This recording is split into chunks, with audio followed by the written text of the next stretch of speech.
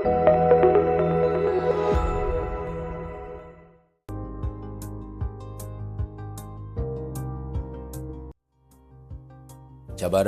yang paling besar di FEP ni ialah melibatkan dalam penerbitan. Kerana kita terutamanya pensyarah-pensyarah yang era 90-an, kita dengan minda dalam kita punya pemikiran kita ialah untuk mengajar. Tapi setelah beberapa tahun di universiti, kita dikejutkan dengan berita-berita bahawa pensyarah-pensyarah perlu buat penyelidikan dan juga buat penerbitan. Dan bukan sekadar hanya sukarela, tetapi telah menjadi satu KPI kepada kita. Oleh itu kita telah macam begitu terdesaklah untuk menghasilkan penerbitan-penerbitan dalam jurnal yang berkualiti. Oleh itu kita telah mula mengorak langkah dengan mengatur beberapa strategi. Yang paling utama sekali iaitu kita kena ada mengetuai penyelidikan.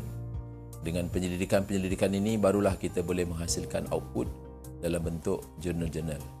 Dan yang kedua, kita mencari pelajar-pelajar siswazah, yang mana pelajar-pelajar siswazah ini dapat membantu kita untuk menjalankan penyelidikan yang lebih terperinci. Maka cabaran ini dapat diatasi dengan baik.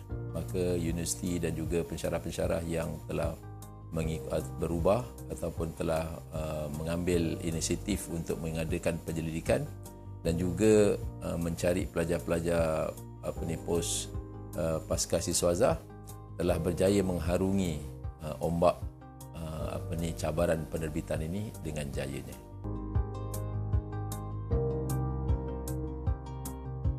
Kami dulu di masa mula-mula berkhidmat di UKM tahun 90-an, 94, 95, kami masih lagi menggunakan teknologi yang kita kata yang asal lah, iaitu hanya menggunakan kapur dan juga papan hijau. Kemudian kita ada transparansi. Masa tu kita rasa canggih dah.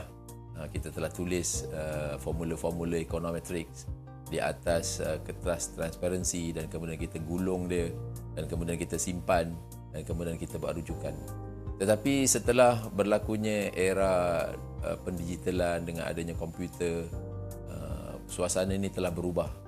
Bilik darjah juga telah menjadi begitu canggih dengan adanya digital board dan kemudian kita ada internet.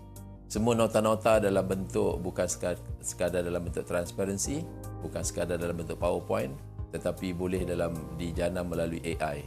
Oleh itu cabaran dia telah berbeza. Pelajar-pelajar lebih bersedia dalam kelas dan pensyarah-pensyarah perlu lebih daripada para pelajar. Ada masa tu saya tanya pada pelajar dan saya buat soalan menggunakan saya pancarkan di whiteboard dan saya telah ambil gambar dan kemudian saya upload dalam AI dan kemudian dalam ChatGPT dan jawapannya memang tepat. Oleh itu pelajar-pelajar telah maksudnya mereka ni telah semuanya ada AI dan kemudian mereka telah dapat jawapan dengan begitu cepat. Oleh itu cabaran bagi kita adalah untuk mendidik macam mana para pelajar ni dapat menggunakan pemikiran mereka. Bukan setakat terlalu bergantung kepada AI, tetapi menggunakan pemikiran mereka dalam kelas, bagaimana mereka untuk berfikir, dan pemikiran mereka ni perlu mengatasi keupayaan teknologi pada masa sekarang. Inilah saya rasa cabaran yang berbeza sekali dengan pensyarah-pensyarah dulu dan juga pensyarah-pensyarah sekarang. Kerana pensyarah-pensyarah dulu mereka bersiap dan pelajar hanya mendengar dan kemudian kita berbincang. Tapi sekarang ni pelajar telah ada jawapan terlebih awal sebelum pensyarah memberi jawapan kepada soalan-soalan yang kita berikan.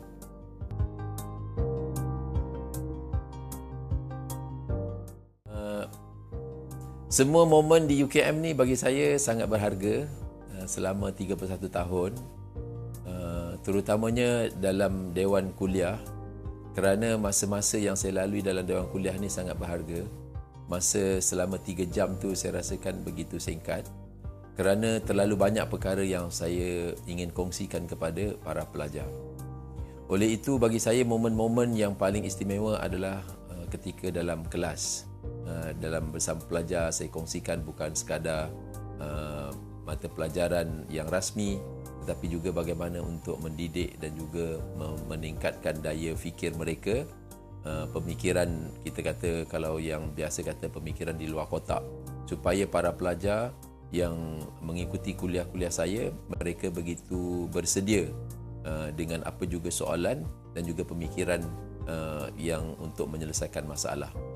Walau macam mana pun, saya rasa bila saya di UKM ni, penglibatan saya dalam beberapa aktiviti, terutamanya aktiviti pelajar, seperti saya telah menjadi penasihat kepada Persatuan Mahasiswa Selangor, Permas.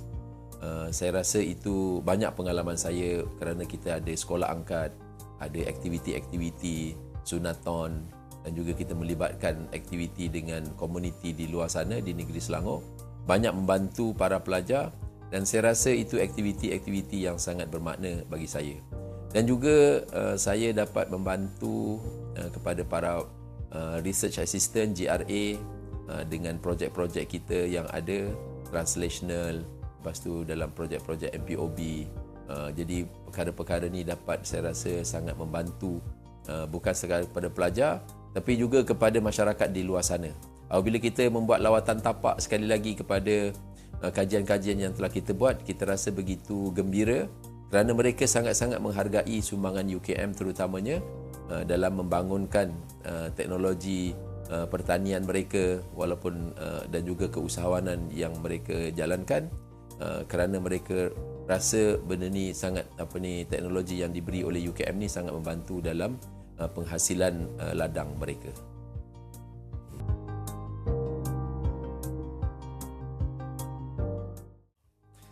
Sepanjang dalam dunia akademik saya sebenarnya ramai yang memberi dorongan dan juga inspirasi pada saya, bermula dengan Profesor Datuk Dr. Muhammad bin Haji Alias selaku dekan Fakulti Ekonomi ketika itu. Beliau telah banyak memberi saya galakan dan melantik saya sebagai RA ataupun teaching assistant beliau dalam beberapa mata kuliah. Dan kemudian saya lihat kepada Profesor Dr. Mansur Jusuf. Saya lihat gaya beliau mengajar dan mendalami, memahami satu-satu ilmu sangat mendalam. Beliau sering bertanya pada saya soalan-soalan yang saya rasa mencabar keupayaan saya walaupun dalam perbincangan-perbincangan secara tidak rasmi.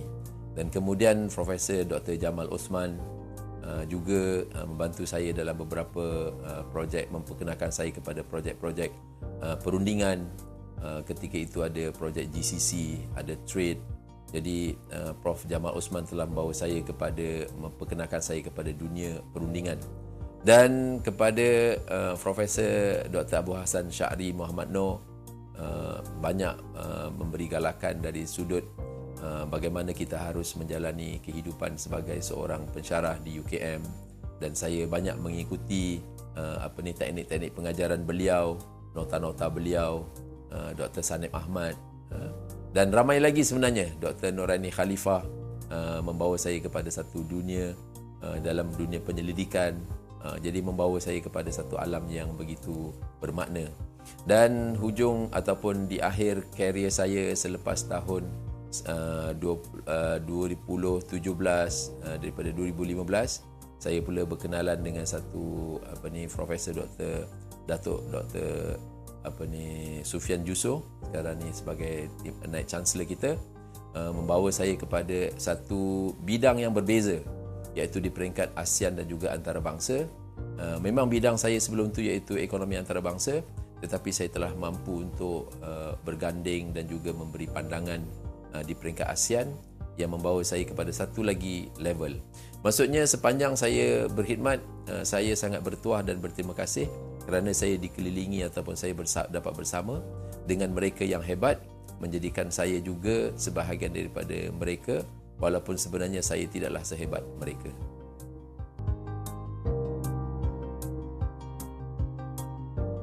Saya masalah bukanlah satu masalah tetapi dia satu cabaran. Kita perlu hadapi dia, jangan kita lari daripada cabaran tersebut.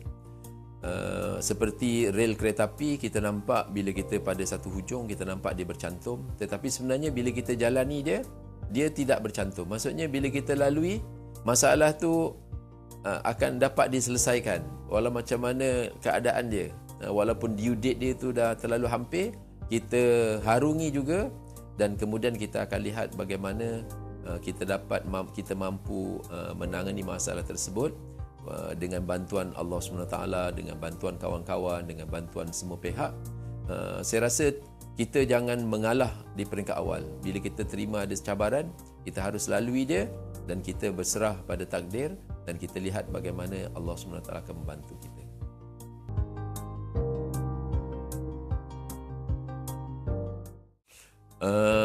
Saya memang memilih untuk bersara awal, walaupun ini adalah persaraan wajib saya. Masuk awal tu iaitu pada usia 56 tahun.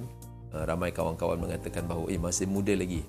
Tetapi saya rasa saya perlu mengambil, ataupun saya telah buat satu keputusan untuk mengambil persaraan pada umur 56 tahun kerana saya ada rancangan yang besar, iaitu bagaimana saya ingin membangunkan masyarakat di tempat saya, terutamanya di Banting, supaya untuk membina satu kehidupan yang maksudnya yang lebih baik. Maksud saya lebih baik itu dari segi semua aspek, terutamanya persiapan untuk perjalanan yang seterusnya, iaitu ke alam yang seterusnya. Saya lihat masyarakat perlu dibimbing dan kita perlu memberi masa untuk mereka, terutamanya anak-anak muda. Kalau kita tidak melayani mereka, kita tidak menyantuni mereka di peringkat ini, maka anasir-anasir yang tidak baik pula akan menyantuni mereka. Kalau kita tidak menjaga mereka, mungkin iaitu kita kata sebagai anasir-anasir jahat pula yang akan menjaga mereka dan mereka akan merosakkan masyarakat. Dan ini adalah satu tanggungjawab kita untuk maksudnya untuk kita tidak menangisi atau meratapi menyesal di kemudian hari. Kita perlu bertindak pada hari ini supaya masyarakat kita menjadi lebih baik.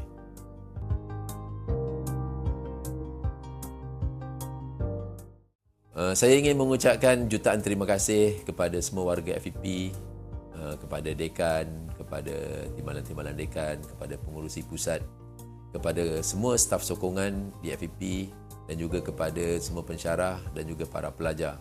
Tanpa kalian, karier saya sebagai ahli akademik tidak akan pergi ke mana. Bantuan kalian sama ada secara langsung ataupun tidak langsung sebenarnya sangat-sangat membantu perjalanan karier akademik saya. Dan juga saya ingin mohon ampun dan maaf kepada semua warga FEP kerana mungkin yang saya tak perasan ataupun saya tak sedari atas segala kesalahan terkasar bahasa.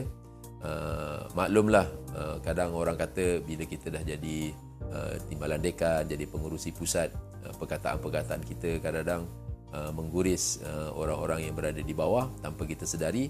Walaupun bagi kita perkara-perkara tersebut adalah perkara yang lumrah ataupun biasa. Saya ingin mengucapkan maaf zahir dan batin kepada semua warga dan saya harap semua warga akan menjadi lebih cemerlang lagi dengan keadaan yang begitu mencabar pada masa akan datang. Assalamualaikum warahmatullahi wabarakatuh.